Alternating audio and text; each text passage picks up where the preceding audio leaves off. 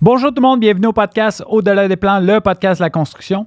Chaque semaine, j'ai le plaisir de rencontrer un acteur issu du milieu de la construction qui nous parle de son parcours et de son histoire. Tout d'abord, j'aimerais remercier mes commanditaires Lajoie, qui est un agent manufacturier en équipement de plomberie, donc pour tous vos projets de spécification, donc ce qui concerne le résidentiel, commercial, institutionnel, industriel, n'hésitez pas à les appeler. J'aimerais également remercier Watts, qui est un de nos commanditaires représentés par Lajoie, donc pour tout ce qui est terrain de plancher, rough, les mitigeurs, n'hésitez pas à appeler Lajoie pour les spécifications, ainsi que Bugatti qui nous permet d'offrir un super cadeau à nos invités. Cette semaine, j'ai eu l'immense plaisir de rencontrer Philippe Hudon de Akanovia. Donc sur ce, je vous souhaite bon podcast.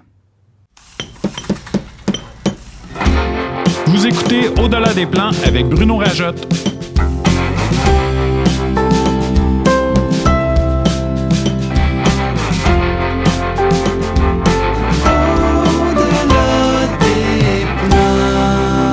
Le podcast de la construction. Salut Philippe, merci d'être au podcast Au-delà des plans. Ben, merci de l'invitation. Ben, c'est la moindre des choses. Toutes les 5 à 7 qu'on fait avec quand on se voit, moi je disais à JF, un de tes partenaires, quand on joue au fil, on fait « Ah, salut, ça va? Ouais. » On commence, on prend un verre de vin, puis là, ça part, finalement, on se rend compte, hey, il n'y a plus de 5 à 7, il y a juste nous deux dans la place. Là. Tout le monde. C'est ça, les discussions de passionnés. Hein? On commence et on ne sait pas où on s'en Exact. On est arrivé un peu d'avance au podcast, puis là, on commence à jaser. Puis là, finalement, on fait OK, hey, c'est vrai, il faut qu'on le tourne, ce podcast-là. On va se garder du stock pour tourner. Fait que je te présente officiellement Philippe Hudon, président de Akanovia. Akanovia, ouais. Ça se peut que je magane le nom. Pas de problème, tu seras pas le premier. Puis il va falloir que tu m'expliques un moment donné de où ça vient, ce nom-là. Avec plaisir. Cool. Fait que je te laisse te présenter, âge, de quelle place tu viens et tout ça. Philippe Hudon, dans le fond, j'ai 37 ans. J'ai fondé le business dans ma ville natale, Alma, au Lac-Saint-Jean. Fait que c'est là que j'ai grandi. Puis jusqu'à l'âge de 17 ans, j'ai été au lac avant de faire mes études à Montréal. Et j'ai retourné dans ma belle région, là, étant donné qu'on avait des enfants. Fait que je suis retourné en région pendant 7 ans jusqu'à temps que la business atteigne une certaine taille. Puis il a fallu revenir dans la région. Mais là, tu dis que tu as fait tes études. Tu as étudié où? Cégep? J'ai fait mon DEC en mécanique du bâtiment au Cégep de Jonquière. Puis je suis venu faire... même mes stages, moi, tu sais, au Cégep, c'était clair que quand j'allais sortir du Cégep en 2004, j'étais de l'efficacité énergétique. Fait que je savais pas où j'allais me ramasser, mais j'ai dit à mon directeur de département, moi, je m'envoie en efficacité énergétique, trouve-moi des stages dans le domaine. Fait qu'il me dit, j'ai un stage chez Seconnaire dans le temps. Oh, ouais. Il me dit, là-bas, ils font de la géothermie, il y a un stage qui est ouvert. Fait que moi, je suis venu faire mon stage à Montréal à 17 ans. J'avais ma mère qui était ici, j'avais mes 2 sœurs. Fait que je suis venu squatter dans le salon de chez ma sœur tout l'été. J'ai fait mon stage. Puis, tu sais, même pendant mes cours au cégep, dans ce temps-là, il y avait la MEC qui s'était construit avec Peugeot Morel. Il y avait Martin Roy qui avait fait la TOU. Puis moi, tu sais, les autres, ils allaient dans des conférences. J'étais là, donnez-moi le stock. Tu sais, moi, je regardais ça, le matériel de conférence. Fait que même principe, quand j'ai fini mon deck, il y a un poste qui s'est ouvert dans une super de belle business où j'ai appris énormément. Groupe DEMA qui est devenu Noveo. Puis, dans le fond, j'ai déménagé à Montréal. Puis j'ai travaillé avec eux là, pendant un bout. Ce qui est drôle, c'est que je viens d'engager mon ancien patron, mon premier patron. Premier patron. Il a commencé là, 2 semaines à temps partiel dans le business. Il dit, j'ai encore des connaissances, j'ai encore du jus. Fait que, il vient de se joindre à l'équipe. Là. Mais là, tu parlais d'efficacité énergétique, tu avais ça Day One. Quand tu es rentré au cégep, c'est ça que tu voulais faire ou ça s'est créé en... Ouais, tu sais, quand tu choisis ton diplôme au cégep, tu sais, moi, j'ai personne dans ma famille en construction ou autre. Fait que, tu sais, moi puis un de mes chums, on regarde, bon, génie mécanique, génie civil, mécanique du bâtiment. Bah, toi, qu'est-ce que tu fais, mécanique du bâtiment? Bon, moi aussi, je vais embarquer là-dedans, tu sais. On va se connaître. Ben, c'est parce que mon rêve de petit gars, on s'est fait construire une maison quand j'étais assez jeune, 5-6 ans, puis tu sais, je jasais avec les gars de construction ou autre, là, ils me prenaient un peu comme leur stagiaire. La mascotte, là. C'est... Exactement, la mascotte. Fait que moi, quand j'étais jeune, c'était comme, je veux construire des maisons, c'est sûr que ça va être ça ma job. Ben, disons qu'avec mes parents, faire un deck, pas un deck, mais un DEP, ça ne cadrerait pas avec leur vision qu'ils avaient. Fait que c'est ça. Le mécanique du bâtiment, je retrouvais mon rêve de petit cul de construire des maisons. Puis, dans le fond, je passais là, un diplôme collégial. Puis tes parents, tu dis que ça se passait croche. Tes parents, ils font quoi dans la vie? Ben, ma mère était ergothérapeute dans le temps. Elle a fait un autre bac en enseignement. Fait que quand j'avais 4 ans, elle a décidé de retourner aux études. Fait qu'elle vient du domaine un peu plus universitaire. Puis mon père, lui, était denturologiste. Fait que aussi un petit peu plus collégial. Puis tu sais, l'éducation a toujours quand même été assez valorisée. Là, c'est ça. Fait que malgré que j'avais un peu plus profil décrocheur à l'école, là, je détestais l'école là, sans bon sens. Là, j'allais pas à mes cours. Puis il faudrait pas que mes enfants voient mon bulletin. Là. En secondaire 5, ma blonde, elle l'a vu, elle a comme fait. Ça se fait que tu as passé au cégep. Là, quand j'avais 60, c'était bon, mais j'avais aucun intérêt avec l'école. Tu sais, souvent, ils disent, tu sais, Phil, quand tu n'as pas d'intérêt dans quelque chose, ça devient une corvée. Mais quand tu comprends, aujourd'hui, tu lis des études, ça doit être ça, des pets, de la nouvelle technologie. Tu rentres là-dedans, tu l'analyses. Puis je comprends que tu n'es pas tout seul à faire ça dans le business, mais aujourd'hui, tu es un autodidacte incroyable, tu suis des cours, tu donnes des formations. C'est fou pareil, hein, comment il y a la passion, qu'est-ce que ça peut donner, qu'est-ce que ça peut soulever comme effort. Puis je suis certain qu'aujourd'hui, tu fais ça, tu reçois une nouvelle technologie, tu analyses ça. C'est zéro force. C'est quasiment de la lecture de chevet. Là. Mais je pense que c'est le côté innovation. C'est peut-être mon côté rebelle de rentrer dans un cadre scolaire. Je suis tout sauf capable. Fait que je pense que j'ai ça de dire tout ce que les autres tout ce qui est la pratique normale, mais si je suis forcé pour rentrer dans un cadre, je suis pas capable. Puis je pense aussi, ça se transpose dans ma façon de gérer à Conavia, j'adore la flexibilité. Fait que moi, de dire, on a engagé une nouvelle DRH, puis elle fait comme, votre flexibilité, c'est quoi? C'est 9 à 4? Les employés peuvent quitter un peu plus tôt. Je fais, je pense qu'on a un petit décalage. La flexibilité pour nous, c'est l'employé, un de nos employés, il y a une clause 30 cm. S'il annonce une tempête de neige, il organise son travail, puis lui, on le sait qu'il va être dans les pentes de ski mardi, mercredi ou autre. Il sait, il organise son horaire. Lui, il a sa clause. Tu l'as appelé la clause 30 cm? La clause 30 cm. Fait que s'il annonce 30 cm de neige, il va nous écrire un message, il va avoir tout fait sa job. S'il y a des visites de chantier, il va s'être géré avec son équipe ou autre, puis let's go. Lui, il va être dans les pentes de ski, puis c'est ça la flexibilité, mais à l'inverse, je sais que sa job va être faite. C'est des passionnés, c'est un peu ça. Lui, il fait sa passion au travail, puis quand il voit une fenêtre météo qui est intéressante pour sa passion à l'extérieur du travail, ben pourquoi j'y empêcherais? Puis, cette façon de gérer là, en bout de ligne, moi quand je t'écoute, ça cadre 100% avec ma vision. Parce que pour moi, le travail, qu'est-ce que tu veux d'un employé? Qu'est-ce que tu veux d'un partner? Tu veux un résultat, tu achètes un résultat. C'est aberrant pour moi. Puis là, encore une fois, je sais, il y a des auteurs qui vont m'écrire « Ouais, mais Bruno, nous autres, on travaille sur une ligne de prod. » Parfait, il y a des jobs qui n'ont pas le choix que ça soit à l'heure, mais il y a mettons une caissière dans un supermarché, je comprends. Le supermarché, il est ouvert de 9 à 9. Il faut une caissière de 9 à 9. Mais tout ce qui est professionnel, en bout de ligne, là, que je fasse ma job à 7 heures le matin ou que je fasse ma job à 7 heures le soir, qu'est-ce que ça change?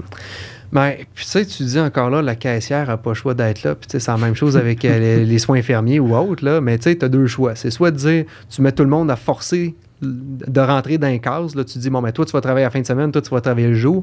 Ou tu dis, voici l'horaire, là, essayer de trouver un compromis entre tout le monde. Puis il y en a peut-être là, que de travailler le vendredi soir, là, ils préfèrent ça, là, puis d'avoir un petit lundi tranquille. Fait que, tu sais, c'est ça, c'est de laisser, pas imposer, c'est de laisser les personnes, puis tout le monde sait qu'il faut que l'horaire soit rempli. Mais maintenant, comment qu'on peut se rendre tout le monde heureux là, à le faire. Fait que, tu sais, même pour une usine, là, tu sais, il y en a qui peuvent rentrer, là, traîner les pieds, puis visser le boulon ou autre, là.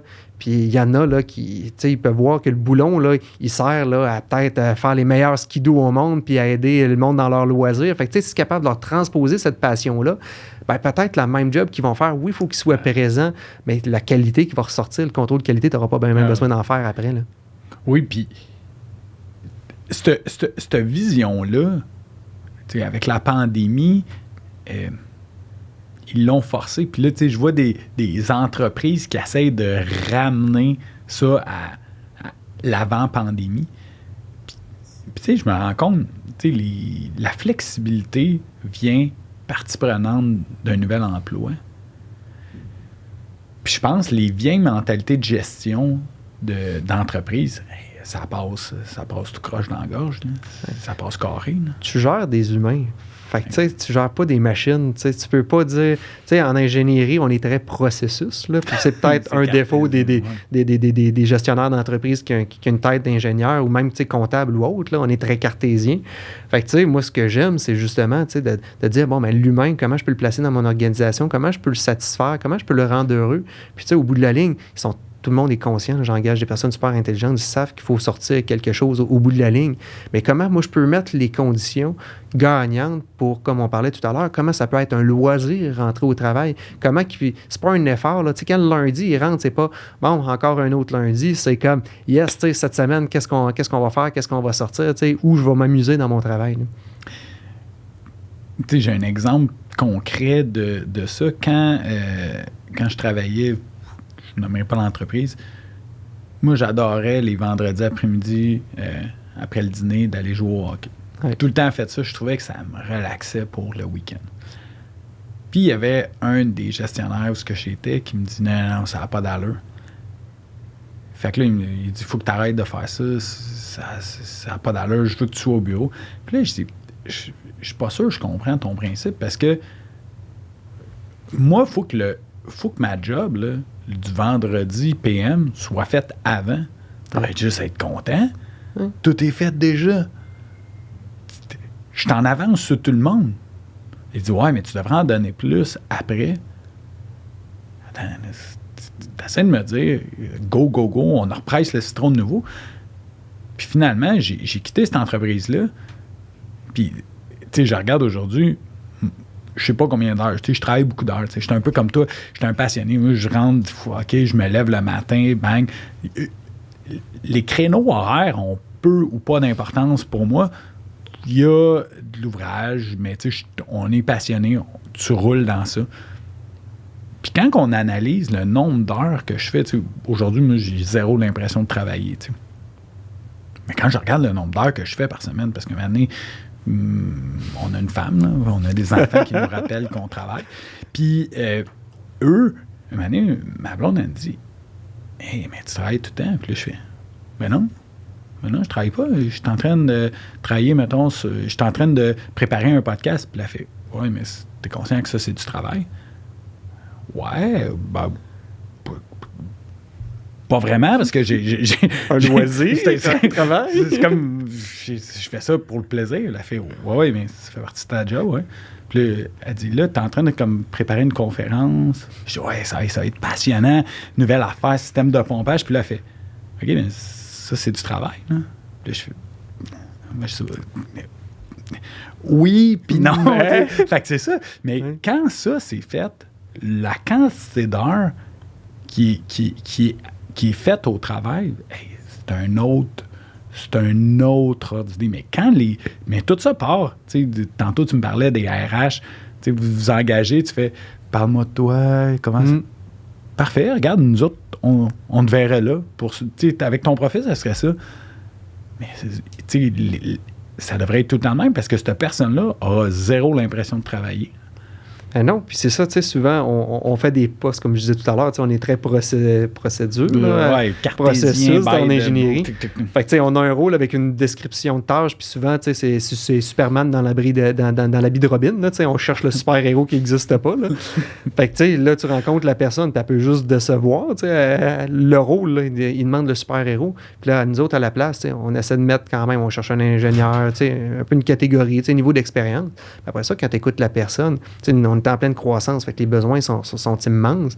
Fait que là, quand tu écoutes la personne, tu te dis, OK, peut-être on n'a pas encore de besoin tout de suite, là, mais là, on va te faire évoluer dans l'organisation. Tu vas passer à travers les services, tu vas comprendre l'organisation. Puis dans 6 mois, là, on va être rendu à être capable d'avoir ton rôle, là, il va être très, très, très pertinent. Fait que les gens font comme, ben oui, puis là, ils sont comme déstabilisés parce que, mais là, tu avais un peu une description de poste parce que, tu sais, on en met quand même des légères. Puis là, tu me dis autre chose, je fais, ben, ta personnalité cadre avec ça. Quand même, je te mets dans cette case-là, là, tu marcheras pas. Puis, tu sais, même là, hier, on avait une discussion, tu sais, un peu les futures embauches. Puis même là, tu sais, nous autres, on a des équipes à l'interne. Puis là, on est en train d'éclater tous les silos. Tu sais, ma gang de mise en service, il faut qu'ils soient capables de faire des audits, faire du recom ou autre. Fait que là, on essaie de les rendre le plus polyvalents possible. Mais tu sais, on a encore des paradigmes. Tu sais, on a nos processus de projet, mais en même temps, les individus, on n'a pas besoin de les coller au processus. Plus qu'ils vont avoir des connaissances transversales, ben, moi, je suis capable, tu sais, je suis un creux à un moment donné, ils sont capables de se tourner de bord sans problème. Si j'ai un pic dans des projets, ben, si leurs projets sont en avance ou autre, ils sont capables de les laisser de côté puis venir s'attaquer à ça. Je vais pousser ça plus loin. Le Philippe de 17 ans puis le Philippe de 37 ans, il y a eu 20 Philippe. Tu sais, il y a eu 20 Bruno. L'humain évolue. Ouais. C'est juste que comme gestionnaire, c'est facile. Il y a une case A, on met Philippe là. Il y a une case B, on met Bruno là. Et dans notre tête, c'est réglé. Ouais. Mais l'humain évolue.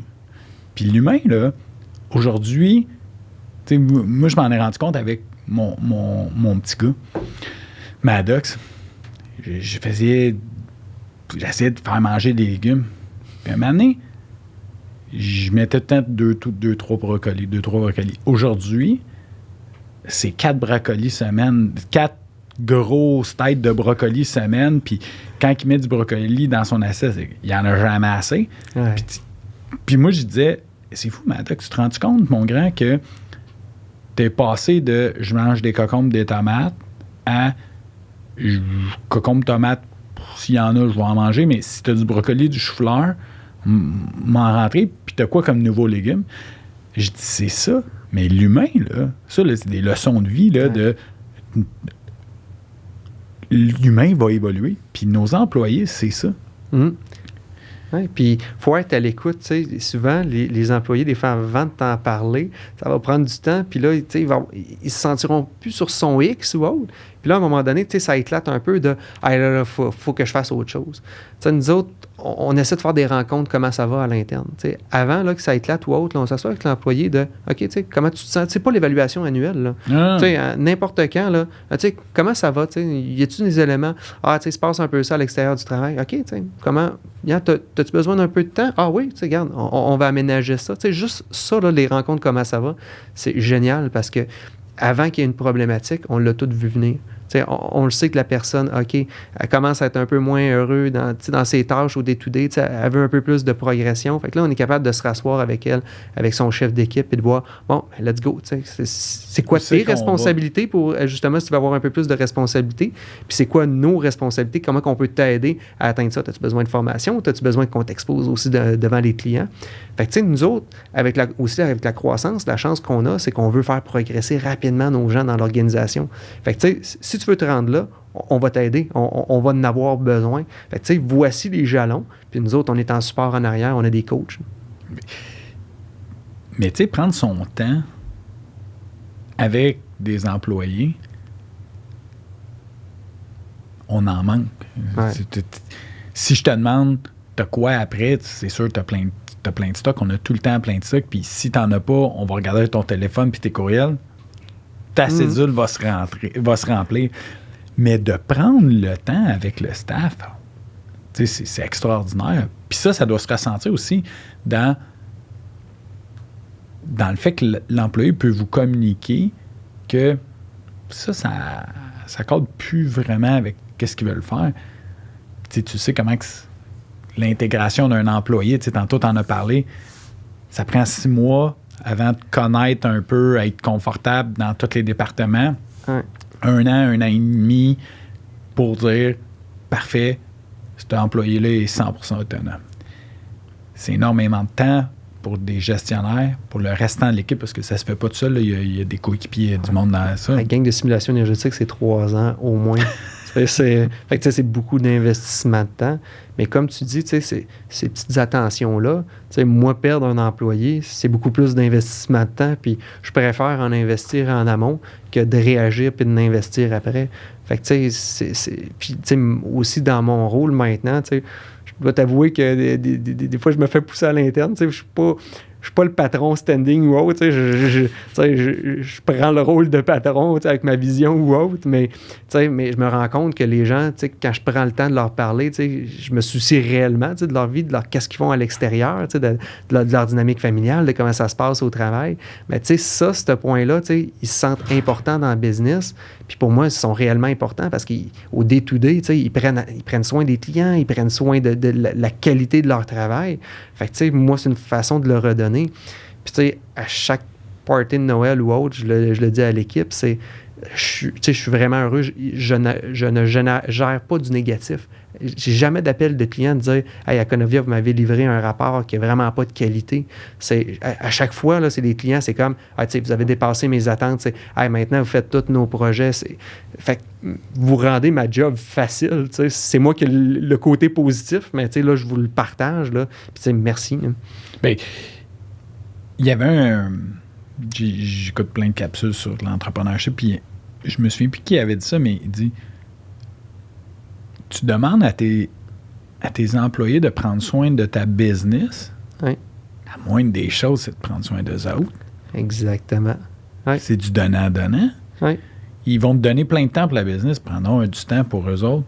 Donne-leur du temps. Mais ça, c'est génial, là. Ouais. On va avoir le temps d'en parler. Je t'ai dit, ça va aller dans tous les sens. On va revenir un peu sur le script. Oui. Fait que là, tu sors du cégep, efficacité énergétique, ETS? Non. Entre les deux, ma conjointe, elle étudiait pour devenir enseignante d'anglais. OK. Puis, elle s'était fait dire par un de ses professeurs qu'elle n'avait pas le niveau. Fait que là, elle a fait, hey, je sais pas quoi faire. Wow, faudrait que j'aille dans un milieu anglophone. On a comme fait. McGill? Non. Concordia? Sac à dos. Ah, OK. Là, on a regardé Australie, Nouvelle-Zélande, Islande, Angleterre. Ah, Nouvelle-Zélande. On book des billets d'avion, puis on est parti 1 an, sac à dos, à faire le tour de la Nouvelle-Zélande, puis on a fait un certain temps aussi en Amérique du Sud. Fait que entre mon expérience de travail, j'ai travaillé 1 an et demi, 2 ans pour Noveo, groupe DMA. Puis là, on est parti 1 an en voyage, puis après ça, je suis rentré à l'université. Puis, tu sais, ça a dû... Tu sais, les voyages, ils disent que les voyages forment la jeunesse, ça a dû t'aider énormément, confiance. Énormément, parce que, tu sais, tout à l'heure, je parlais qu'au secondaire, j'étais peut-être un peu le trouble, là. Puis, tu sais, la façon de corriger, c'est comme un peu, on va dire, de détruire la personne. Fait que quand je suis sorti, en réalité, du secondaire, j'avais zéro confiance. Tu sais, mon patron, à un moment donné, m'avait dit « Ah, tu sais, appelle tel endroit en anglais. » J'étais comme... Juste de parler à des clients ou autre, j'avais vraiment pas ce niveau-là. Fait que, tu sais, avec tout... puis j'ai adoré mon expérience chez Noveo parce que malheureusement, eux, il y avait eu des problèmes d'entreprise. Fait qu'ils ont quasiment mis tout le monde à pied. Fait que, tu sais, le département d'électromécanique, c'était quasiment rendu moi. Fait que, tu sais, j'avais 18 ans, j'étais dans des rencontres d'Énergie d'Hydro-Québec pour les subventions ou autre. C'était toutes des têtes blanches. Moi, j'avais le petit cul qui avait même pas encore de barbe. Tu sais, justement, je me suis bâti une confiance, puis le voyage, justement, là, de tester plein de choses. Puis c'est là que tu te rends compte que quand tu as un projet, quand tu as un but, tout est possible. C'est là que j'aime le mot entrepreneur, parce que souvent, les personnes font « Ah, tu sais, entrepreneur, tu sais, un peu star ou peu importe. » Mais moi, ce que j'aime, c'est entrepreneur, c'est uniquement quelqu'un qui entreprend. Que ça marche, que ça marche pas, c'est quelqu'un qui a un projet, puis qui dit « Aujourd'hui, là, j'arrête, là, puis je l'entreprends, je le mène à un autre niveau. » C'est là que j'ai vu qu'avec ce projet-là de voyage, ben, dans le fond, je peux entreprendre n'importe quoi. Là. Fait que là, à bord de l'université, ouais. bac maîtrise, efficacité maîtrise, énergétique. 100% efficacité. Ouais, j'ai fait ma maîtrise sur la géothermie, fait que j'étais vraiment décidé. Puis tu sais, en même temps, j'étais décidé, mais j'étais un peu aussi cartésien en étant ingénieur. En réalité, j'ai fait bac maîtrise quasiment dans le délai que les autres personnes font juste un bac.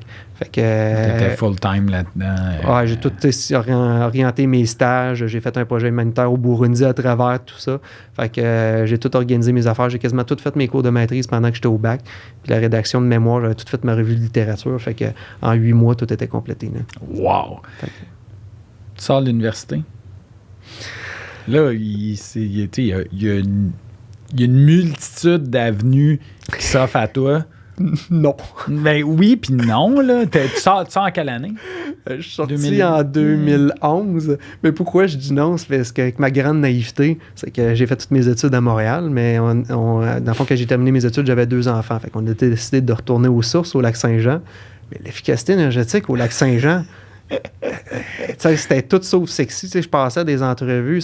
On peut te faire de la mécanique industrielle. J'ai un deck en mécanique du bâtiment. J'ai une maîtrise en efficacité énergétique. Je ne sais pas de quoi tu me parles. Fait que, quand je dis débouché, c'était moyen comme idée. Puis ma conjointe, même affaire. Les enseignants dans la région, il y en avait trop. Fait que les deux, on s'était comme... Il n'y a pas de projet. Là, on a acheté une maison dans la région, bien naïvement. Fait que les débouchés, c'était plus difficile. Fait que, tu sais, c'est là que j'ai dit, bon, ben, moi, c'est mon domaine. Puis, tu sais, on vient d'acheter au Lac-Saint-Jean. Fait que Boutillette Parizeau m'avait offert une bourse d'études. Fait que j'ai comme fait... Lâcher un petit coup de fil. Ben, puis, tu sais, j'avais, en simulation énergétique, il y avait eu des problèmes, des fois, sur certains projets. Puis, je les avais aidés. Fait que là, j'ai pris le coup de fil. J'ai appelé Nathalie Boulet, là, qui est encore là. Puis, j'ai comme fait... Ben, tu sais, moi, je prendrais une job en efficacité énergétique en télétravail si vous êtes ouvert. Télétravail, dans ce temps-là, pour BPA, tu sais, c'est les seules personnes qui avaient accès au serveur à distance, c'était les associés. Fait que je me suis ramassé, le petit gars du lac qui vient de sortir de l'université, à avoir les accès au serveur. Je te dirais que à peu près, Nathalie a travaillé très, très fort pour me faire rentrer. Puis, tu sais, c'est là que je vois que quand tu veux, quand tu as une volonté, tu es capable de faire bouger les choses. Puis, tu sais, j'ai passé 3 belles années à travailler à distance. Je venais une fois par mois, je venais passer 2 jours dans l'équipe. Fait que, tu sais, même là, mon côté innovation, de dire, tu sais, regarde, on va pousser une solution différente. Puis, tu sais, ça a super bien marché. Là. Fait que là, fait 3 ans, je sais que tu as été impliqué sur je sais plus combien de projets là-bas. Pourquoi tu pars à ton compte? Ben, là, t'avais une belle vie, là. Tu sais, le Saguenay, les enfants travaillent à distance, tu reviens 2 jours par mois. T'avais tout, là. Ben, t'as raison. On pourrait dire on tombe dans une zone de confort. Puis, honnêtement, chez BPA, j'étais chanceux. Là, ils me donnaient les projets particuliers. Les projets un peu casse-gueule ou autres, où moi, c'était un terrain de jeu. Là, je m'amusais pleinement. Puis, c'est... Dans le fond, je parlais un petit peu avec Eddie dans le temps, je disais, bon, ben, tu sais, j'aimerais ça faire de quoi au Saguenay, tu sais, j'aimerais, tu sais, voulais-tu ouvrir une succursale locale ou autre, tu sais, ils ont pris le temps, tu sais, ils m'écoutaient, mais tu sais, j'étais quand même le petit jeune dans une grosse structure, là. Fait qu'à un moment donné, j'ai eu une opportunité de prendre un transfert de business dans une petite entreprise de ventilation puis de géothermie résidentielle, petit commercial dans la région. OK. Moi, j'avais en tête, justement avec mes discussions que j'avais chez BPA, même là, je m'étais inscrit à un MBA à distance à l'Université de Laval. Fait que, cursus universitaire, pour moi, si tu veux faire de quoi, il faut que tu passes par le cadre académique. Fait que, bref, je rentre dans le business, je lâche la job chez BPA, puis je travaille là pendant 6 mois. Puis, disons qu'il n'y avait pas de fit de valeur. Disons, je vais dire, la personne faisait des petites crossettes. C'était pas des éléments majeurs, mais c'était des petites affaires. Puis moi, c'est pas ma façon de gérer. Puis même avec les employés, à un moment donné, il y avait pété une coche devant tous les autres membres de l'équipe parce qu'il y a quelqu'un qui avait brisé un miroir sur un truck. Moi, j'ai comme fait, non, tu sais, ça cadre pas. Là. C'est pas ma façon de gérer la business. Puis on avait développé l'unité de test de conductivité ensemble. Fait que, tu sais, là, j'étais comme un peu pris de dire, tu sais, j'y ai fait investir dans une unité, tu sais, qu'on essaie de développer, de faire les tests de conductivité en géothermie. Puis là, je le quitte. Fait que, tu sais, jeudi, je l'appelle, je fais comme, non, regarde, ça marche pas, ça cadre pas avec mes valeurs, je suis pas à l'aise, tu sais, je quitte l'entreprise. Fait que là, il fait tu me laisses un peu dans la merde avec cet équipement-là. Là, je digère un peu ça. Je le rappelle le lundi. Je dis, regarde, je me pars en business. Je te rachète l'unité de test de conductivité. Tu ne feras pas de perte de ce côté-là. Puis moi, je me pars en affaires. Naïf, 3 enfants, ma conjointe qui ne travaille pas, un garçon de 9 mois, partir une business d'efficacité énergétique à Alma. Tu fais comme, OK, faut être un peu naïf pour décoller. Puis mon réseau de contacts est à Montréal. Fait que de fil en aiguille. Puis tu sais, je suis parti à business en 2014. C'était pas un cycle économique très, très prospère, là, disons-le comme ça. On était pas trop loin, Commission Charbonneau. Les firmes de génie étaient sur le hotspot. Tout n'avait pas rassemblé conditions gagnantes. Ben, pourquoi se le mettre facile? Que ça peut être difficile. Là. Let's go, on va se mettre des défis. Mais j'ai vraiment été... j'ai commencé à donner des formations, puis là, j'ai vu que c'était très payant, pas monétairement, clairement pas, mais d'un point de vue relation, puis je commençais à avoir des premiers projets. Je montais à Montréal, puis à un moment donné, mon premier gros client, c'était Réal qui faisait toute l'ingénierie pour Montagny, puis j'en ai une formation en simulation énergétique, puis il écoutait, il assimilait, posait des questions, puis quand j'ai fini la formation, il a dit, toi maintenant, tu vas faire mes simulations. J'ai comme fait, OK, Montagny, je sais pas c'est quoi les projets ou autres, là. C'est business. Ouais, la grande naïveté. Fait que j'ai fait comme, c'est correct. Fait que de fil en aiguille, il est rentré comme client, puis là, il y a des firmes de génie conseil, puis j'ai commencé à avoir d'autres clients. Fait que on a vraiment commencé tout ce qui est simulation énergétique, test de conductivité. Mais là, tu étais au Saguenay, excuse-moi, tu étais au Saguenay quand tu faisais tes premières armes à Montréal. En réalité, j'ai presque fait aucun projet dans la région du Saguenay-Lac-Saint-Jean tout le long que j'ai été là. J'ai quasiment juste développé dans la région de Montréal. C'est assez incroyable, là. Tu sais, un petit gars dans son... excuse-moi. Mais, j'étais dans mon sous-sol, un petit gars dans son sous-sol. Un petit gars dans son sol qui signe avec un gros joueur comme Montagny. Tu sais, ça a dû donner quand même... Éventuellement, tu t'es renseigné sur Montagny à savoir quoi, comme compris. Tu as compris avec la quantité de mandats qui ont suivi. Puis là, tu fais, parfait, on va dedans, mais là, tu restes quand même tout seul, un freelance quasiment, one-man show. À quel moment tu te fais, il me faut une équipe, là. Il me faut des joueurs pour m'aider, là. Encore là, dans ma grande naïveté, tu t'avances, puis là, à un moment donné, tu as trop de contrats, puis là, tu fais... Honnêtement, ça, c'est la plus grande décision qu'une personne en affaires doit prendre, de partir, comme tu dis, de freelance, là, de travailleur autonome à engager quelqu'un, parce qu'un coup, tu te mets le bras dans le tordeur d'avoir une équipe, c'est parti. Fait que je te dirais que j'ai eu Samira qui m'a appelé, puis qui a comme fait, j'ai le goût de faire de la simulation énergétique. J'ai comme fait, j'ai pas de besoin pour l'instant, mais je te tiens au courant. Fait que de fil en aiguille, à un moment donné, j'ai une surcharge un peu de travail. Je dis, regarde, ça te tente-tu de commencer on the side, de prendre une première job, je vais te payer un peu comme une consultante ou autre. Puis là, elle fait oui. Puis là, à un moment donné, ça a décollé. J'ai comme fait, t'embarques-tu sur le payroll? Let's go, on embarque. Fait que elle, justement, elle a commencé à faire de la simulation avec moi, de l'encadrer. Puis c'est drôle, en même temps, quasiment un mois après, j'ai un Français qui m'appelle, il dit, je vais faire un stage au Québec. Je fais comme, regarde, je suis désolé, j'ai pas les ressources financières, j'ai même pas les projets. Il m'appelle une fois, 2 fois, je fais bien fatiguant, lui. j'ai pas réussi à trouver la fonctionnalité pour bloquer les appels. Mais jamais son côté entrepreneur, puis tout ça. Puis là, à un moment donné, il m'appelle, puis il me dit, garde, je suis prêt à venir travailler gratuitement pour toi. Je dis, non, regarde, je suis pas prêt d'accepter ça, mais je dis, je veux avouer que je te trouve achalant, puis je te trouve entreprenant, puis j'aime ça. Fait que, mais j'avais pas de travail pour lui. Fait que j'ai dit, regarde, je te paye comme un stagiaire, au Québec ou autre. Regarde, j'accepte pas de payer. Je dis, regarde, je m'intéresse beaucoup au BIM. J'avais travaillé pendant mes études sur le BIM, sur la modélisation environnementale, sur le BIM 6D, l'interopérabilité entre les outils de simulation puis le BIM. Là, j'ai dit, je veux poursuivre ces recherches-là. Fait que je dis, embarque là-dedans, puis tu fais un stage de 4 mois. Fait que depuis en aiguille, il a fait le stage, il a appris à faire de la simulation énergétique, puis il a continué. Aujourd'hui, il est associé dans une de mes filières, là, Kelvin. Là, fait que il est encore dans le business. Fait que tu sais, c'est là que tu te mets un peu le bras dans le tordeur, puis t'avances. Juste une petite blague, il me dit après, il dit c'est là qu'il y avait le plus gros salaire de ma cohorte. Oui, parce qu'en France, les stages, c'est gratuit. Exactement, il dit c'est payé, je pense, 500 € par mois. Fait qu'il dit pour le gars qui voulait pas être payé, j'étais lui qui était le plus payé. mais c'est là que, tu sais, vraiment, ça a pris forme. Puis, c'est là aussi que j'ai vu avec les clients, tu sais, quand tu te soucies de leur projet, quand tu prends soin aussi d'eux, tu sais, moi, il appelait, tu sais, Montoni Design Build, quand il appelle, c'est la job, il faut qu'elle soit livrée pour hier. Fait que, tu sais, on a développé cette façon-là de travailler, d'être proactif, d'être près des clients, de comprendre leurs besoins, de comprendre leurs enjeux. Puis, tu sais, quand on n'était pas capable de le faire, on avisait, puis là, des fois, c'est comme, regarde, si tu m'ajustes, prends le tel autre bâtiment, là, ajuste-moi quelques petites affaires, là, tu sais, fallait que me donner, on passe-tu lead ou non?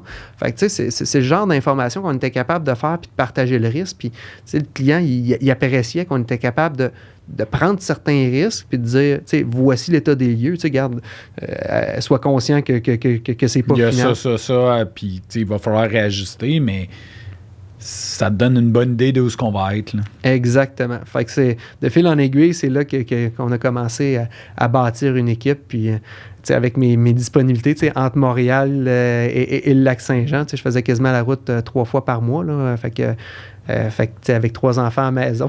Ouais, c'est ça. Ta femme, c'est une sainte. Comment ça fonctionne? Ouais, ben, à un moment donné, c'est ça. Le compromis, elle a ouvert une garderie bilingue au Lac-Saint-Jean à la maison. Fait que ça permettait d'avoir nos enfants qu'elle gardait. Parce qu'à un moment donné, elle faisait mon garçon qui allait à l'école primaire, ma fille qui allait dans une garderie, puis mon autre allait dans une autre garderie. Ça a comme fait, moi qui étais à Montréal, ça a comme fait, non, ça marche pas. T'sais, au moins, ma belle-mère était à proximité, fait qu'elle venait assez souvent. Mais, à un moment donné, ça a comme fait, non, ça marche pas. Fait qu'elle est partie à la garderie à la maison. Puis là, ça a été positif. Là. Puis quand est-ce que vous avez fait le move Montréal? On a fait le move Montréal pour deux raisons. On a fait le move à l'été 2018. Le premier, c'est que mon garçon, dans le fond, il avait des besoins un peu plus particuliers à l'école. Ça ne marchait pas. Il s'est fait sortir de l'école. Dans le fond, il est diagnostiqué douance, puis maintenant, Gilles Latourette. Puis, il n'y avait pas le support, il n'y avait pas le cadre scolaire, puis ça n'allait pas assez vite pour qu'il soit capable de canaliser.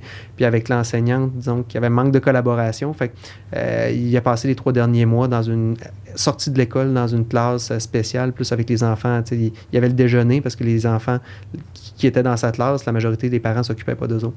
Fait que, tu sais, on a comme fait... Le cadre n'était pas parfait, là. Ouais, fait que là, on a dit, on déménage à Montréal pour trouver une école qui va cadrer. Fait que, tu sais, quand on a décidé de déménager à Rosemère, ben, c'est parce qu'on avait spoté que l'académie était une bonne école, que notre garçon pouvait cadrer là-dedans. Fait qu'on a déménagé en conséquence de l'école. Puis, en 2017 aussi, j'avais intégré un actionnaire local dans le temps. Puis, tu sais, ça n'a pas marché. Puis, quand je l'ai racheté, ben j'ai fait un burn-out. Fait que tout ça pour dire que là, je me suis rendu compte que mon rythme de vie, d'être toujours à Montréal ou autre, d'être loin de mon marché. Hey, c'est 6 heures, 6 heures que ça te prenait? C'est 5 heures, mais ça, c'est sans tempête de neige. Sans tempête, sans break pipi, sans lunch, là? Ouais, c'est ça. Ben, tu sais, si tu roules à j'espère qu'il n'y a pas de police qui écoute, mais là, non, mais non. Quand tu roules à une certaine vitesse, tu es capable de sauver du temps, mais tu sais, pour être le plus possible à la maison, ben, je le faisais généralement de nuit. Fait que ça vient avec tous les défis, les enjeux, ouais. Origno, tout le kit. Ben, Origno, manque de sommeil. Puis quand tu es dans un domaine d'innovation, l'efficacité énergétique, où il y a encore beaucoup de gens, on en parlait avant, qui « Ah, marchera pas cette idée-là », t'es un peu tout le temps sa pression. Fait que là, t'as besoin d'être sharp tout le temps. Oui, exact. Fait que là, avec la fatigue, c'est sûr, ça pouvait pas cadrer. Là. Non, tu sais, honnêtement, aujourd'hui, je regarde, j'étais capable quand même de rester très, très focus malgré des heures pas possibles de déplacement ou autre. Honnêtement, c'est digne du miracle. Aujourd'hui, je regarde ça, je fais comme, je suis pas certain que j'aurai encore cette énergie-là. Mais de l'autre côté, j'aurais pas été capable de partir, je pense, ma business à Montréal parce que, tu sais, avec les enfants, ma conjointe qui travaillait pas, tu sais, le RQAP, nous autres, on y a pas goûté. Là. On a eu, tu sais, 2 enfants pendant qu'on était aux études. Wow! Fait que, tu sais, on n'avait pas cette sécurité-là financière. Fait que j'avais quand même l'avantage d'avoir une hypothèque qui était pas trop coûteuse. Fait que, tu sais, je pense que ça a eu quand même ses effets positifs, malgré que le trajet était quand même assez long. Je veux pas qu'on élabore trop dessus. Je sais que, on en a parlé tantôt, t'es zéro gêné de parler de ça, mais le volet burn-out, il y a une question que, ça fait peur, ce mot-là fait peur à beaucoup d'entrepreneurs, partners. Comment tu as géré ta business durant ce temps-là? Tu avais des employés, tu avais des contrats. Ben, tu sais, juste pour décrire le feeling, tu sais, moi, ça a éclaté au retour des vacances de Noël. Fait que c'est comme si, quand je partais en vacances, mon sac à dos, au lieu de le déposer, je l'ai gardé. Mais quand je suis revenu des vacances, j'en ai rajouté un autre. Fait que mes genoux ont juste comme éclaté, puis je me suis ramassé par terre. Comment le gérer? Je dois t'avouer que je me suis développé vraiment. Puis, tu sais, j'étais le seul actionnaire. J'avais 2 ans.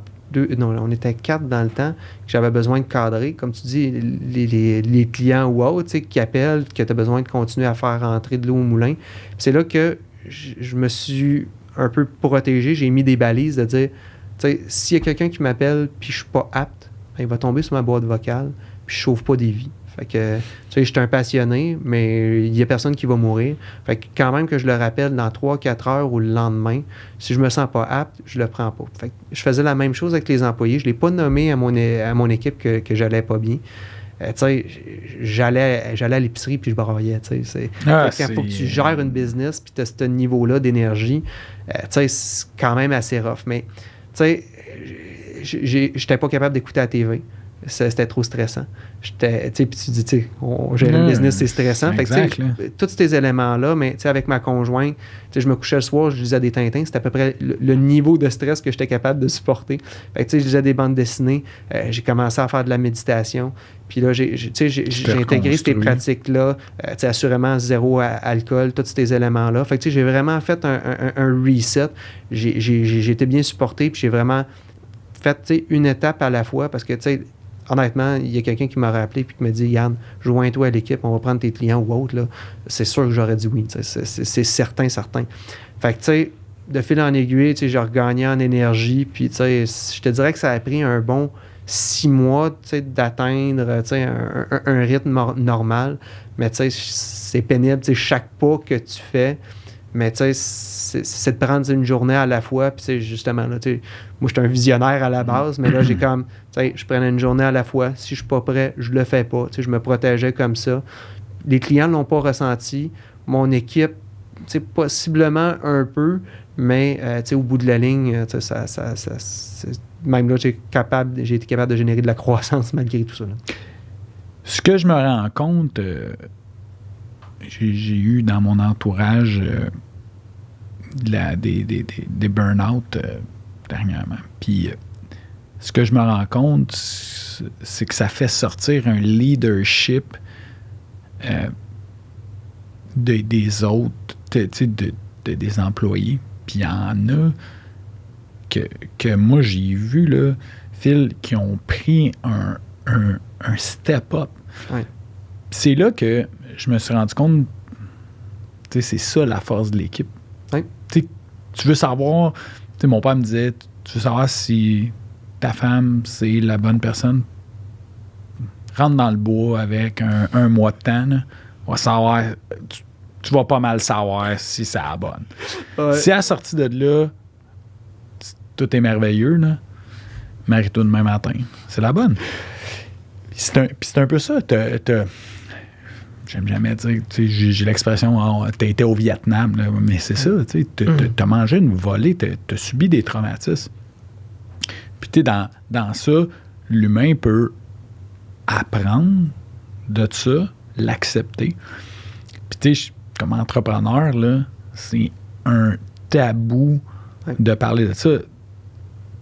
J'essaie d'avoir au podcast plusieurs personnes j'ai eu une personne qui est venue me parler de dépression et de faillite. Ouais. Ce que veut pas, j'aime jamais dire que c'est relié, mais un peut entraîner l'autre, puis l'autre peut entraîner le premier. Fait que, tu sais, c'est un cercle. Et les gens, c'est une honte pour eux autres de faire ça. Et pourtant, c'est une maladie. Là. Tu sais, c'est une maladie. Et moi, j'ai la chance de parler avec plein d'entrepreneurs. 80% des gens, on passe par là. Oui. Mais on n'est pas des super-héros, c'est ça. Tu sais, souvent, les gens, tu sais, comme tes chefs d'entreprise ou autres, c'est comme si tu avais une cape de super-héros puis un bouclier. Ouais. Mais avant tout, tu sais, on est humain comme tout le monde, tu sais, avec nos forces, nos faiblesses. Puis, tu sais, c'est ça, autant la maladie mentale, puis, tu sais, ce que je me suis rendu compte aussi, c'est, tu sais, on a des jobs très, très stressants, puis un des éléments aussi, c'est, il y en a beaucoup qui ont des problèmes d'alcool. Fait que, tu sais, c'est la porte de sortie facile. Ouais. Fait que, tu sais, là, moi, tu sais, je me... des passionnés ou autres, là, moi, je tombe dans le sport à l'inverse. Quand je sais que je suis pas capable de faire mon sport, puis là-dedans aussi, j'aime les défis. Là, je me lance dans mon premier demi-Ironman. J'ai jamais fait de triathlon. Fait que, mais j'aime les défis ou autres. Mais c'est ça. Si je suis pas capable de faire mes entraînements, je sais que je suis en train de dériver. Ouais. Puis là, faut que je me ressente, faut que je prenne le pas de recul. Puis c'est que j'en ai trop ses épaules. Puis j'ai une excellente équipe derrière moi. Fait que mon équipe le sait. Puis c'est même eux autres qui me disent « Hey, garde, Phil, t'en as trop, là. Garde ça, là, je vais le prendre à ma charge. » Fait que c'est ce climat-là de bienveillance. Et là, tu sais, autant entre les membres de l'équipe, moi, je pourrais dire envers les membres de l'équipe, mais même à l'interne, puis même envers nos clients. Fait que, tu sais, c'est justement, c'est ce qui fait, je pense qu'aujourd'hui, tu sais, au point de vue de mon côté, tu sais, santé mentale ou autre, ben, je suis tellement bien supporté, tu sais, puis, tu sais, j'ai pris aussi les moyens pour être capable de l'atteindre. Mais ça tu sais, ces moyens-là, il faut s'en souvenir. Tu sais, moi, j'ai eu un épisode, une mauvaise... ça n'a pas été diagnostiqué, mais ça allait pas. Puis c'est ça, l'alcool, c'est facile. Ma job fait en sorte que je suis festif. Aujourd'hui, là, je pense que je suis rendu à mon 3e, 4e mois, tout arrêté, concentré, beaucoup sur le sport. Puis, tu sais, moi, j'avais écrit, que je sais pas si tu avais consulté une psychologue, là, moi, j'en ai consulté une, puis t'sais, j'ai marqué, tu parles de super-héros, moi j'avais marqué Superman est mort. Ouais. Ouais. C'est ça la réalité. On n'est pas des Superman, on est tous des humains. Là. Ouais. C'est se recentrer sur son why personnel. Ouais. C'est là que on le fait tout en business. C'est quoi ta mission, c'est quoi ta vision, tous ces éléments-là, c'est quoi tes valeurs, mais on le fait pas personnellement. Fait que c'est là que quand je dis que je recommençais vraiment à zéro à faire mes bases, j'ai dit, bon, ben, comme être humain, là, c'est quoi mon why personnel? Fait que c'est là que j'ai défini, sans regarder le côté business, là, mais le côté personnel, j'ai dit c'est influencer positivement les autres. Fait que, tu sais, en faisant du sport, ma blonde, j'ai fait faire son premier demi-marathon. Je l'ai accompagnée, je l'ai coachée. Tout le long, je l'ai fait à la même vitesse qu'elle. On est arrivé à la ligne d'arrivée, elle est arrivée avant moi.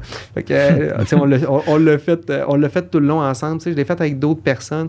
C'est ce que j'aime faire, puis c'est ce que je me rends compte, c'est qu'au bout de la ligne, à business, ben, c'est ça que je suis en train de faire. Je suis en train d'influencer. Là, on est dans une démarche de décarbonation, d'efficacité énergétique.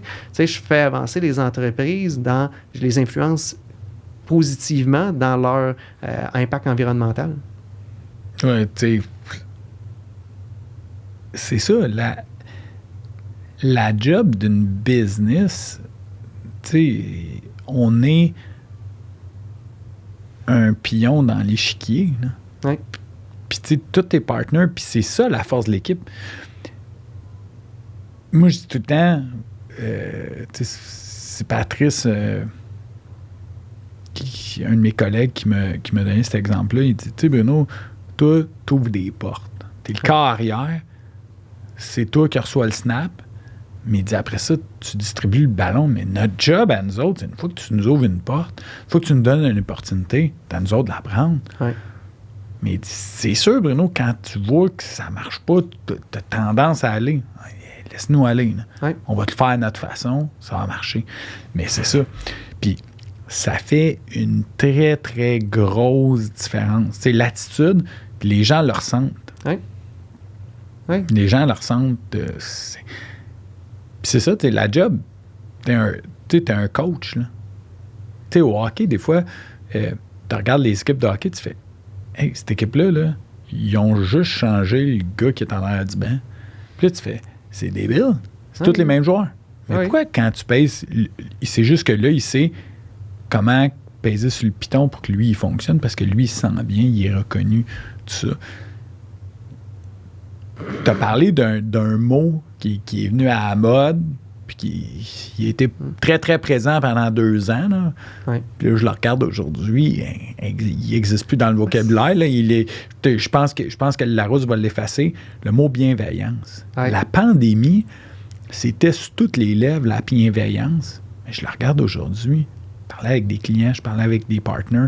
Un matin, je parlais avec d'autres personnes en business. La bienveillance est partie, là. Là, c'est reparti, là.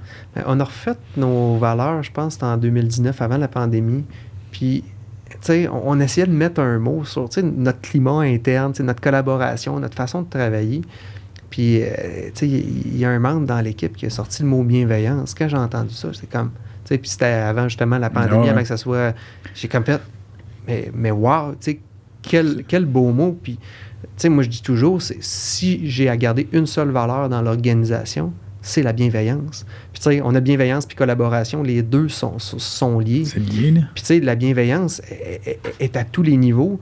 Puis, comme je disais tout à l'heure, on gère des humains. Tu sais, si tu le fais pas dans un climat de bienveillance, ben, tout le monde va être un peu comme tu dis, dans une équipe de hockey. Là, ils vont tous être joueurs autonomes, puis ils vont tous faire leur petite affaire, puis ils joueront pas en équipe. Tu sais, quand justement un bon coach là, met toute l'équipe à travailler ensemble, à bien définir les rôles, ben, avec une équipe avec beaucoup moins de talent, ben, tu es capable d'aller gagner la coupe parce que tu joues ensemble.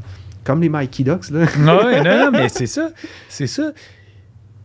Quand tu es capable de rassembler l'équipe, tout le monde ensemble, c'est là, la force de l'équipe. Tu sais, moi, je regarde certaines organisations, puis tu te dis, hey, comment ça, avec les opportunités qu'ils ont,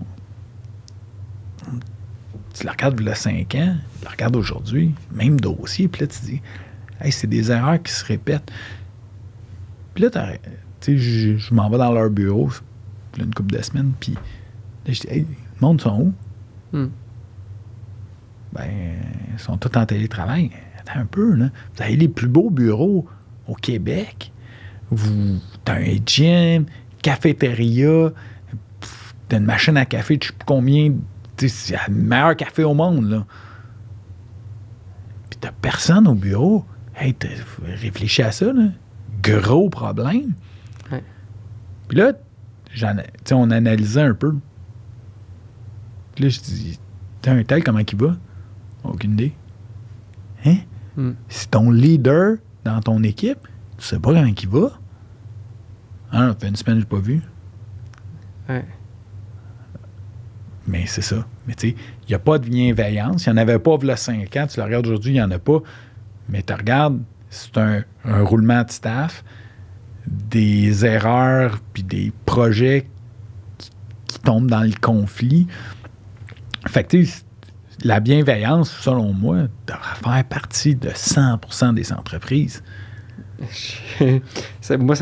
On passe les personnes en entrevue, là, puis sont comme toujours impressionnés par notre façon de gérer, notre façon de définir leur rôle ou autre. Puis il n'y a rien de comparable. Puis moi, je fais comme, pourquoi? Pour nous, c'est tellement intuitif à l'interne. On voit tellement les bienfaits. Puis, tu sais, les gens, c'est ça, sont comme émerveillés. Puis, tu sais, quand on leur fait un offre d'emploi, c'est comme, regarde, c'est sûr, je vais me joindre à votre équipe. Là, on va trouver une solution. Tu sais, nous, quand on veut quelqu'un, puis on le passe en entrevue, je te dirais que c'est très, très rare qu'il ne joint pas à l'équipe parce que tout le monde font comme, non, moi, c'est sûr que je transfère dans l'équipe, puis on s'assoit au point de vue des conditions, puis on trouve toujours un terrain d'entente, mais c'est ça, la force, les gens, ils se sentent, jour 1, là, la première rencontre, notre cycle, c'est 2 entrevues. Dès que Samira fait la première entrevue... C'est ça, attends, là. C'est parce que moi, je connais Samira, je te connais.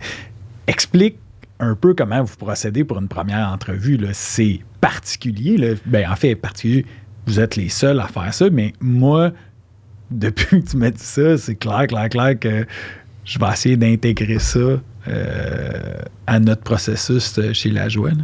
Bien, tu sais, Samira, c'est la première employée de l'organisation. Puis, elle est passée à travers un rôle de simulation énergétique, d'appui financier. On a bâti aussi ensemble l'équipe de gestion de l'énergie ISO 50001. Puis, tranquillement, pas vite, elle a commencé à gérer les embauches. Puis, à un moment donné, elle m'a dit, j'aime ça. Moi, j'ai géré les embauches, les ressources humaines, puis on avait un besoin. Fait qu'elle a pris totalement le rôle de responsable des ressources humaines. Puis, elle, étape 1, ben justement, elle présente son histoire. Elle dit, moi, je suis la première employée. Mon histoire est, j'ai passé à travers tous les services. Fait que chez Aconavia, tout est possible. Tu peux évoluer. Il s'agit de parler, tu vas voir toute l'ouverture de l'organisation, puis on va être capable de t'accompagner pour atteindre tes rêves, tes objectifs. Fait que, elle raconte l'histoire de l'entreprise à travers son histoire, puis à la fois, elle va chercher de l'information de la personne, mais quand le candidat écoute ça, fait comme... OK, j'embarque chez Aconavia. On signe où? Oui, c'est ça.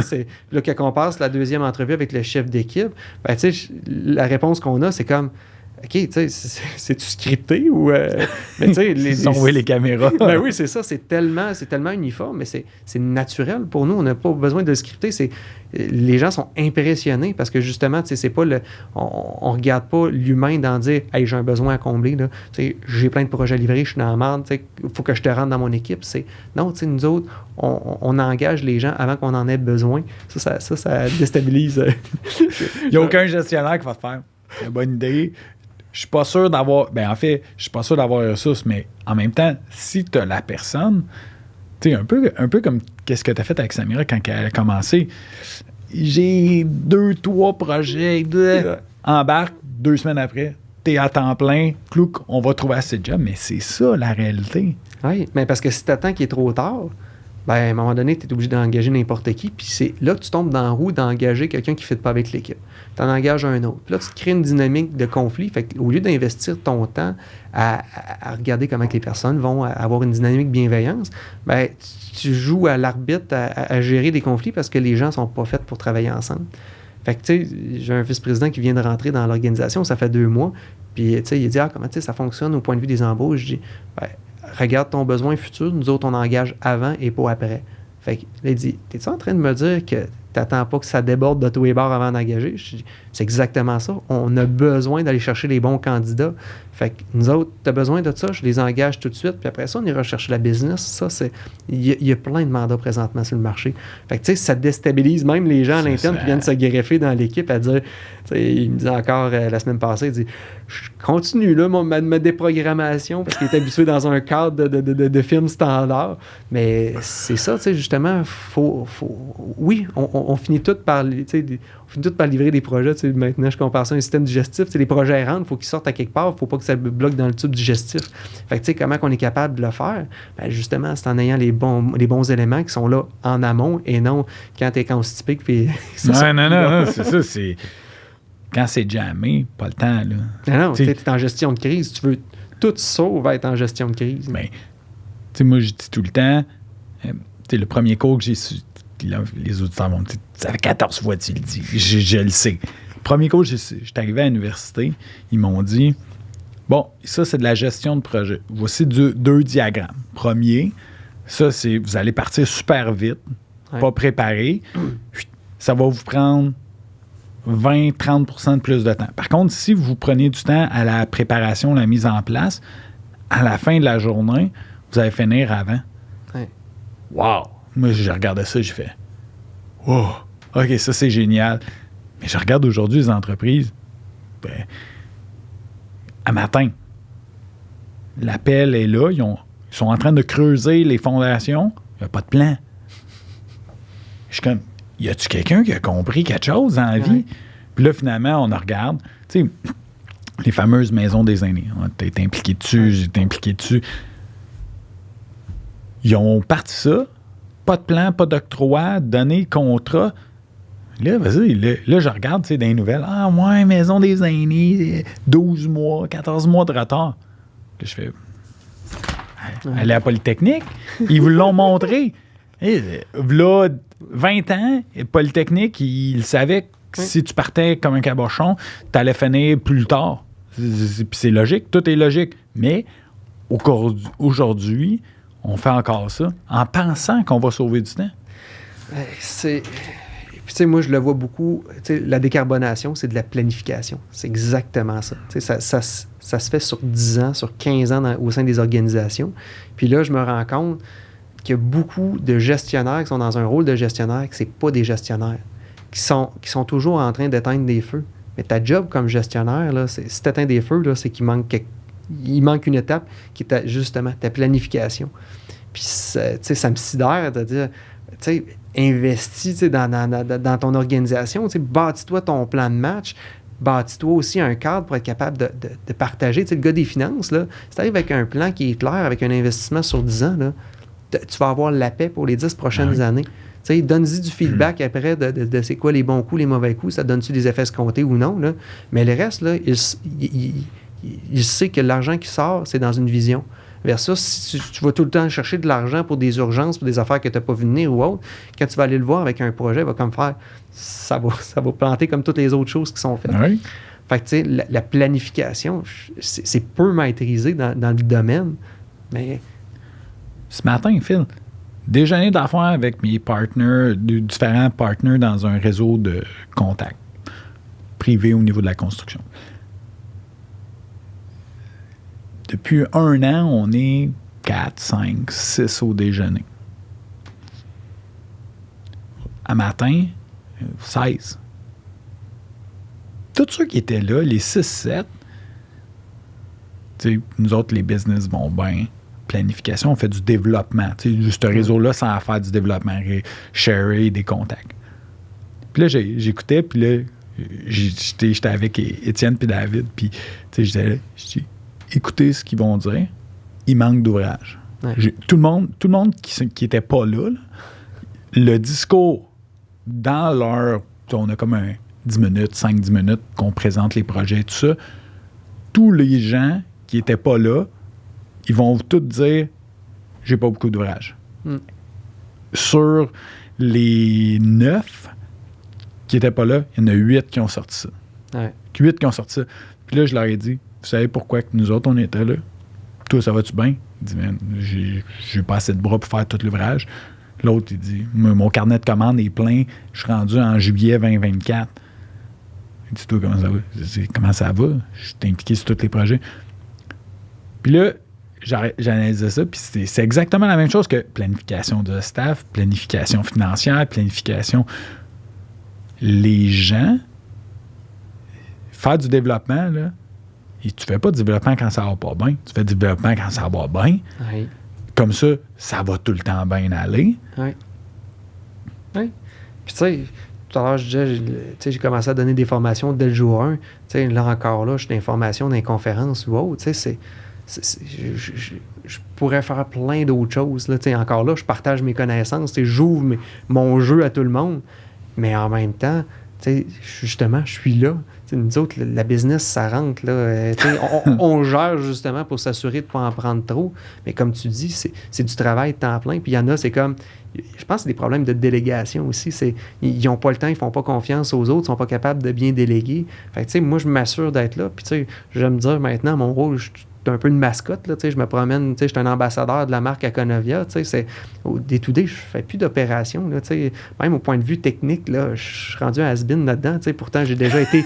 assez bon, je comprends. J'aimerais ça beaucoup. J'aimerais ça qu'il y ait beaucoup d'has-been comme toi, Phil. C'est vraiment, ça me rassurait pour l'avenir de l'ingénierie. Mais tu sais, c'est vrai, je suis plus dans le day-to-day, je comprends le gros, mais en arrière, mon équipe, ils sont vraiment plus forts que moi. Puis quand j'ai des rencontres techniques, venez m'aider à l'aide. Je suis capable de répondre à plein de points, mais c'est eux autres, les experts. Là. C'est plus moi. Moi, je suis rendu un généraliste qui en parle, qui est l'ambassadeur de la marque, mais c'est eux autres, les experts en arrière de moi. Phil, je viens de voir, on vient de dépasser l'heure. C'est sûr que 2 passionnés, on allait péter les heures de tournage. On va prendre une petite pause. J'aimerais remercier Nick, Fred, Pierre pour me donner l'opportunité de faire ça, les boys. je le dis à toutes les fois, c'est un rendez-vous chez le psy. Moi, parler entre des humains, c'est tellement, ça fait tellement de bien au mental. Merci Anto, Diane, Mylène pour tout le cover au niveau marketing, réseaux sociaux, la mise en place du podcast. Grâce à vous, ça existe. Sinon, moi, c'est ça, je serais là à jaser. Puis personne n'aurait ces conversations-là. Merci Nicole pour du Studio SF. Merci beaucoup pour encore une fois tout le confort si jamais vous voulez louer. N'hésitez pas à les contacter. Phil, un énorme merci. Nous autres, on va poursuivre la conversation après la pause, mais je suis certain que les auditeurs ont adoré puis ils vont vouloir avoir le restant. On a plein de stock à parler. Fait que pour les auditeurs, on se voit la semaine prochaine avec la suite de l'entrevue de Phil. Donc, sur ce, à la semaine prochaine. Merci beaucoup, Bruno. Merci.